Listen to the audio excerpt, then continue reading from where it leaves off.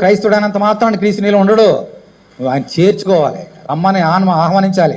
రండి నా హృదయం రండి అని ఆహ్వానించిన తర్వాత ఆయన బయటకు తిరిగి వెళ్ళిపోకుండా, ఆయనకు అయిష్టమైన కార్యాలు చేయకుండా ప్రతిదినము నువ్వు ప్రయాసపడి పోరాడితే అప్పుడు నీలో ఉంటాడు ఆయన. అంచేత మరొక చాటే పౌలు అన్నాడు, ఏమన్నాడు తెలుసమ్మా?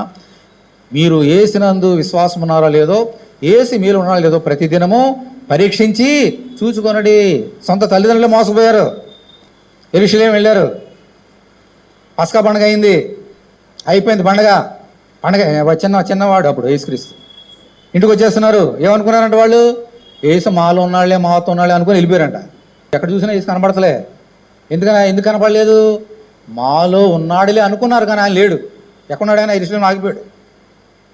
తల్లిదండ్రులే మోసపోయారు మాలో ఉన్నాడు అనుకుని. చాలా మంది ఇలా మోసపోతున్నాం. యేసు నాలో ఉన్నాడులే అని అనుకుంటున్నాము, నిజంగా విప్పు చూస్తే ఆయన ఉండడు. జాగ్రత్త సమయంలో పరీక్ష చేసుకుందాం.